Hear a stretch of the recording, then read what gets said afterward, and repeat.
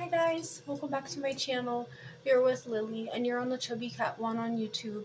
I'm going to try to record this super fast. Today's been kind of crazy because I have all three of my children here now because they are off for the holiday break with Christmas and New Year's, so I have them now here for a couple weeks. So I got all three of them here, plus my husband, so it's been kind of crazy. And then I had to stop a few times because of the little baby. So I probably tried to record this video maybe like 5 times now. The last one, my husband just interrupted me. The one previously, my baby interrupted me. So this isn't kind of crazy. So I'm going to try to do this as fast as possible. I'm going to cut it a little bit shorter because you guys, I mean, if you're doing beginning or English anyway, you just need a couple blurbs to work with, to try to do it. So anyway, so this time I'm going to do one about trains. I got tons of things from the library to read to you guys. I got things about transportation. I got a book about airplanes. I got one about Arctic animals.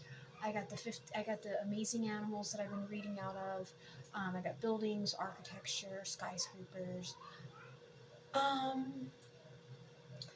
And I got history. Oh, I got STEM and robotics.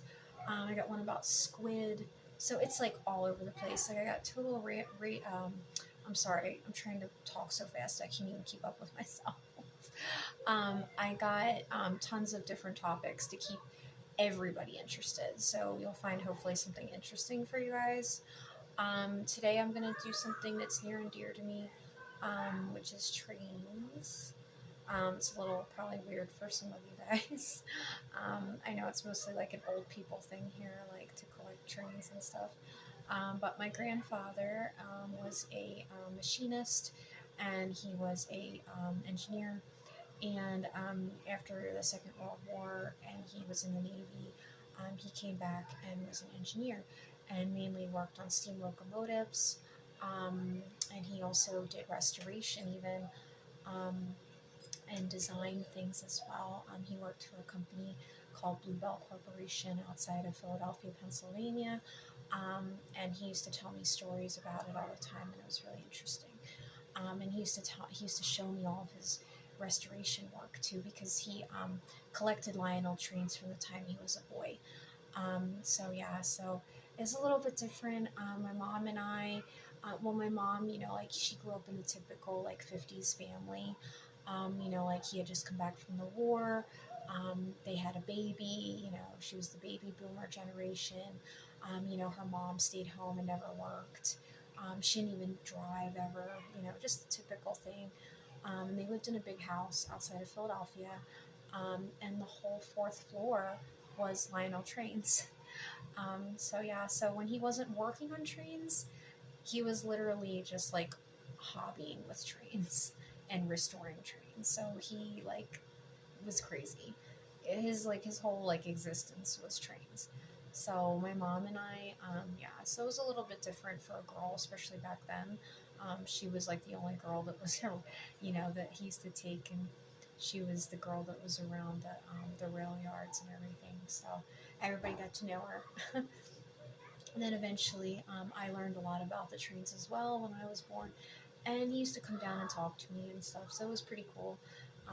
That was something we bonded over while he was still alive, because he died when I was still pretty young. So it was something interesting, and I have some trains of his actually still, as does my mom.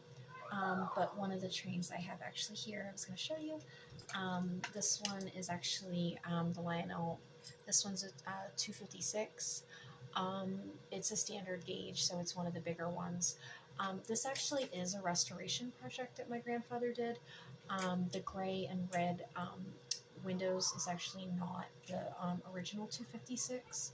So you can tell, I mean, like he did a damn good job. I mean, he could make restorations pass for regular ones, like he belonged to the Train Collectors Association of America.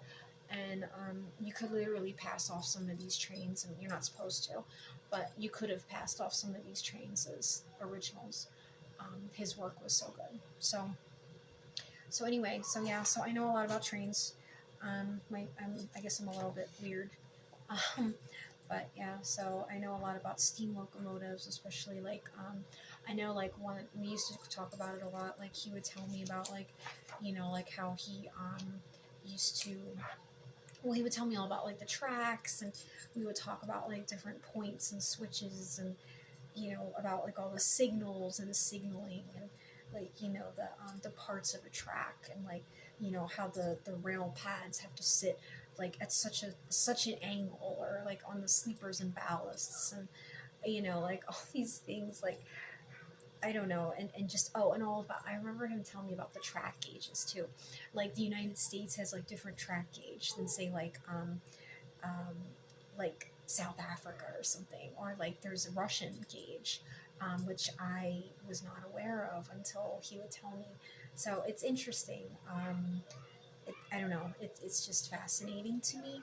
Um, so yeah, so I was gonna read a little bit about that. And I remember we used to talk about steam, especially because that was his thing. And I remember he used to tell me like all about the stuff, like about like the double chimneys, and like how the steam would come out, and how they had like a guy that was in there like constantly like with the coal. Like I mean, things have changed so much since, but and about like sandboxing. I remember like he would tell me about sandboxing. Um, like if anybody's heard of it, it sounds weird probably, but to anybody that knows trains, you probably know what sandboxing is. Um, it's like where they actually carried like a sandbox full of dry sand on the locomotive, and it would be released before they hit the track, like the track ahead of them, like ahead of the wheels, to produce a better grip, in case it was like bad weather, icy or something. So I just thought that was really interesting. Anyway, so yeah, so I guess this will be a little bit of a vlog slash learning, because I was talking about like my grandfather's hobby. But anyway, so freight trains, railroads carry around 7% of the world's transported cargo. Locomotives haul wagons, and railcars carrying containers full of grain, chemicals, and other goods. A typical freight locomotive can haul up to 200 times more cargo than a truck on the road, and is 3 to 4 times more fuel efficient than a road vehicle. Freight locomotives also work at mines and factories, as well as railway yards, where they shunt carriages around to form long trains, ready to be pulled by a locomotive. Then there's the steam locomotives, which was the first trains burned coal, oil, or wood to heat water in boilers, turning it into rapidly expanding steam. The steam then powered pistons that drove the train's wheels around. By the 20s, advances such as streamlining and using bigger, higher pressure boilers saw express steam trains reach speeds up to 100 miles an hour, or 160 kilometers an hour. The quest for faster travel in long-distance UK rail routes resulted in the building of 35 powerful A4 class locomotives. They were introduced in 1935, and the fastest one of all was called the Mallard. Passenger trains. In 1808, the world's first fare-paying train passengers paid 1 shilling or 12 pence each to travel 12 miles an hour around a small circular track in London, the beginning of commercial rail travel. Since then, railway networks have boomed, and more than 621,000 miles of track spread across continents, and steam power gave way to diesel and electricity. Locomotives, self-powered engines that pull trains, or motorized rail cars now move hundreds of millions of passengers each day. So I just thought that was really interesting.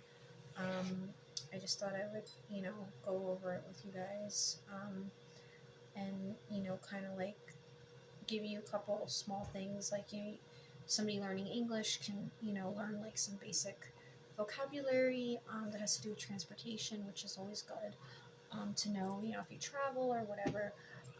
And then just a little bit about like my hobby and my grandfather's passion. So anyway, all right. Well, I hope you guys have a good night. I finally got this video recorded, thankfully. It literally took like all day. So anyway, I will try to be back tomorrow, and I hope you guys have a good night. Okay. All right. Take care, guys, and please like, comment, share, and give me your comments. All right. Bye, guys.